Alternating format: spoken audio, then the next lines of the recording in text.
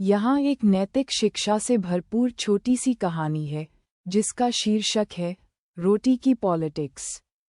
ये कहानी बच्चों और बड़ों दोनों के लिए उपयुक्त है और इसे आप बेड टाइम या मॉरल स्टोरी के रूप में भी सुना सकते हैं। रोटी की पॉलिटिक्स एक बार की बात है। एक छोटे से गांव में एक गरीब लेकिन ईमानदार आदमी रहता था जिसका नाम था हरिदास। हरिदास रोज मेहनत करके अपने परिवार के लिए रोटियां कमाता था। वह अपने खेत में काम करता, लकड़ियां काटता और मजदूरी करता, लेकिन कभी किसी का हक नहीं मारता था। एक दिन गांव में चुनाव आने वाले थे।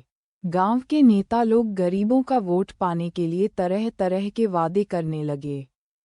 किसी ने कहा, हर परिवार को 5 रोटियां फ्री। किसी ने कहा, हम हर महीने गेहूं देंगे, और किसी ने तो यहाँ तक कह दिया, अगर मैं जीता तो सबको रोज रोटी मिलेगी, बिना मेहनत के।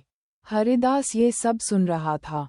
उसका बेटा बोला, बाबा, अगर हमें रोटी फ्री मिले तो आप काम पर क्यों जाते हो? हरिदास मुस्कुराया और बोला, बेटा, जब रोटी मेहनत से मिलती है तब उसका स्वाद भी अच्छा होता है और इज्जत भी रहती है।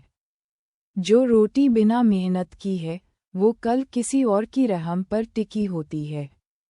अगर हम सब मेहनत छोड़ देंगे तो रोटी बांटने वाले कभी हमें गुलाम बना सकते हैं।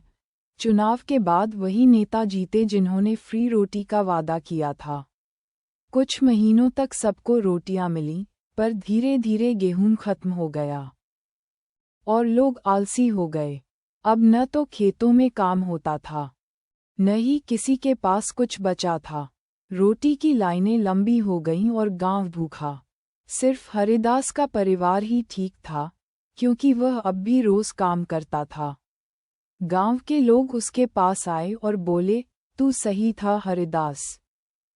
रोटी की पॉलिटिक्स ने हमें कामचोर बना दिया। हरिदास ने मुस्कराकर कहा, रोटी सिर्फ भूख नहीं मिटाती, ये मेहनत और सम्मान की कहानी भी होती है।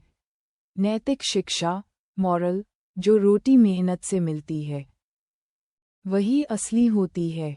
मुफ्त की चीज़ें हमें आलसी बना सकती हैं और हमारी आज़ादी छीन सकती हैं। अगर आप चाहें तो मैं इस कहानी का ऑडियो वर्शन, स्क्रिप्ट या एनिमेशन आइडिया भी बना सकता हूँ।